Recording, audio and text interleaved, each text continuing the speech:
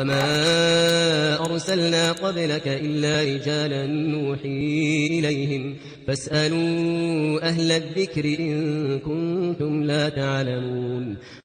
بسم الله والصلاة والسلام على رسول الله وعلى آله وصحبه ومن والاه. Today, inshallah, we're going to start with the rules of noon and meem mushaddada. That means the noon and the meem that has the shaddah sign over it. As I told you before, the shaddah sign means the origin of this letter is two letters. The first is sakin and the second is vowel. The reason why the Arab merged them is due to them coming beside each other in most words. So it is easier and lighter on the tongue to merge them while speaking. If meem or noon has a shaddah sign on it, the reader must pronounce the nasal sound, the ghunna. The timing of the ghunna should be learned directly from a teacher.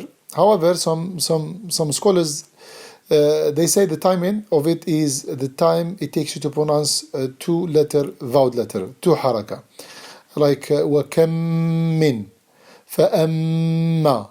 So you hold the sound with the nasal passage while pronouncing the meem and noon that has a shadda sign on top of them. Now we start the rules of noon, sakina and tanween. The noon, sakina and tanween are considered the same, even though they are completely two different things. The only thing they share in common is the sound. The noon sakina is one of the Arabic letters, and it could be found at the beginning, middle, or end of the word. The tanween is the two dhamma, the two fatha, the two kasra which are always positioned on the last letter of the word. And when pronouncing them, the last sound we hear is noon sakina. The letter noon is n. The tanween, for example, is kitabun. So the last sound you hear from tanween is noon sakina. I'm going to give you a definition of the noon sakina. The noon sakina, it is a noon with no vowel, means it has no haraka.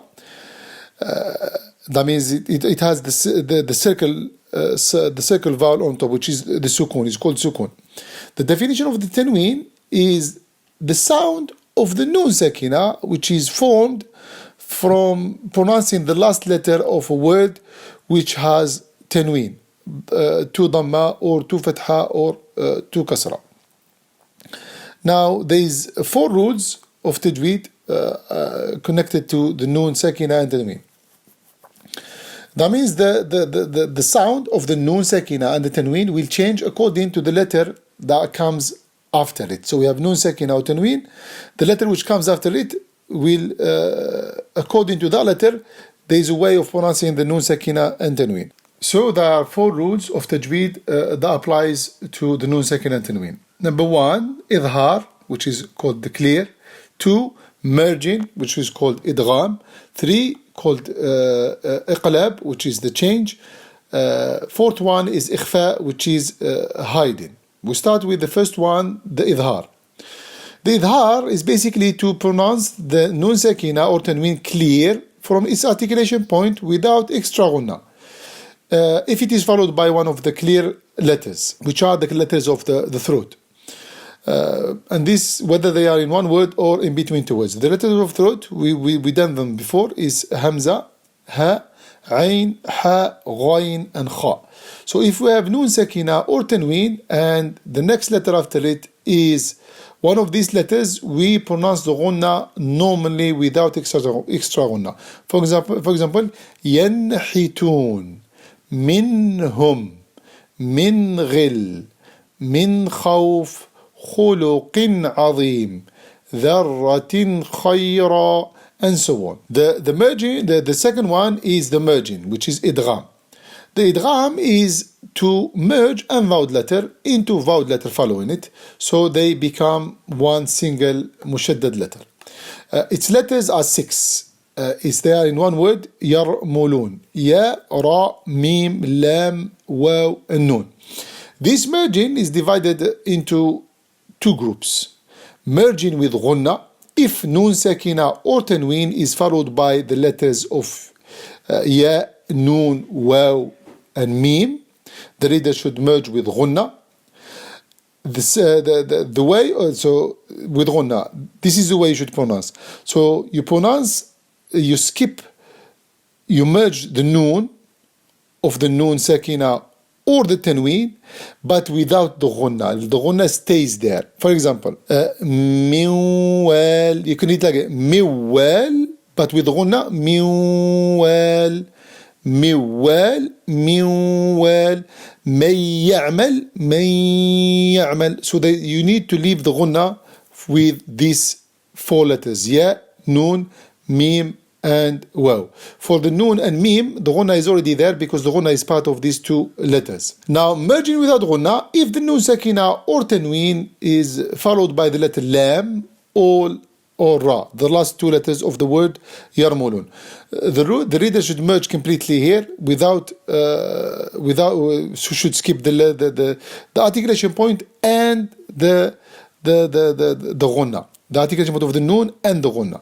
For example, من لبن يريد من لبن من ربهم يريد من ربهم غفور رحيم يريد غفور رحيم يومئذ لمحجوبون يريد يومئذ لمحجوبون. So يومئذ لمحجوبون يريد يومئذ لمحجوبون, and so on. Now the difference between merging with ghunna and merging without ghunna.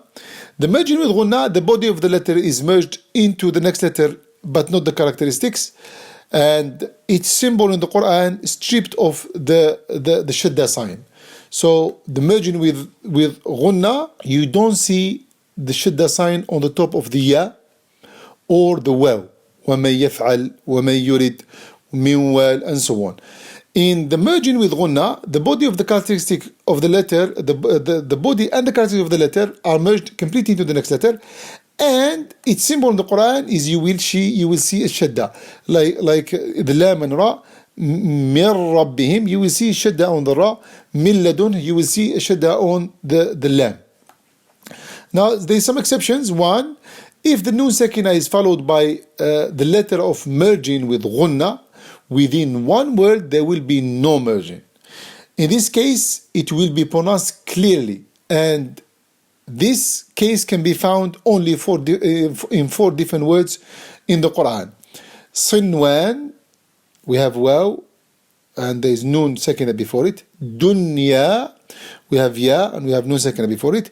Bunyan, we have ya, we have noon sakina before it. Qinwan, we have waw, and we have noon sakina before it. So in these four words, we don't make ghunna. We don't say dunya is wrong. We read them with noon, normal noon, without extra ghunna. Second exception is the merging rule without ghunna. In the verse 27, Surah 75, وَقِيلَ مَنْ رَاقٍ. So here, we don't merge. We don't say marraq, because we have ra, we have noon. We should merge, but we don't merge because of the breathless pause. Third one, the noon and waw of Yasin wal Qur'an al Kareem, noon wal qalami wa ma yasturun. So we should say Yasin wal Qur'an. We don't say Yasin wal Qur'an al Kareem, noon wal Qur'an wal qalami wa ma yasturun. We don't say noon wal qalami wa ma yasturun. So we don't merge. The next one is the iqlab, the change. The change is basically to change noon sakina or tanween into the letter meem if it's followed by the letter ba in one word or in between two words. It has only one letter, which is the letter ba. So now if we have noon, sakina or tanween and is followed by the letter ba, we need to change the letter noon, sakina, or the tanween into the letter meem. Like يومئذ بجهنم. It's written يومئذ بجهنم, but we read it يومئذ بجهنم. أنبئهم, we read it أنبئهم. So basically we change the whole letter from noon, sakina, or tanween into meem. for example, of tanween, لنسفعا بالناصية. It's written لنسفعا, but we read it لنسفعا بالناصية. The third one, which is the إخفاء. The إخفاء is in English the hidden, is to pronounce the nun sakina or tanween in a way so that the sound is in between merging and clear, with the ghunna remaining on the nun sakina and tanween. Its letters are the rest of the Arabic letters after the letters of the first three groups: clear, merge, and change, which are 15: kaf, qaf, fa, dha, ta, dad, sad, shin, sin, zay, dhal, dal, jim, tha, and ta. The ghunna of the hidden letters is divided into heavy and light. This means the sound of the ghunna will be according to the letter that comes after it. So if the letter that comes after the nun sakina or tanween is heavy, the ghunna will be heavy. If the letter comes after it is light, the ghunna will be light.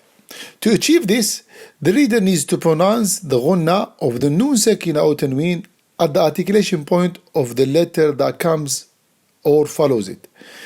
In this way, the ghunna will sound according to the next letter automatically. For example, I'll give you an example. We start with a heavy ghunna.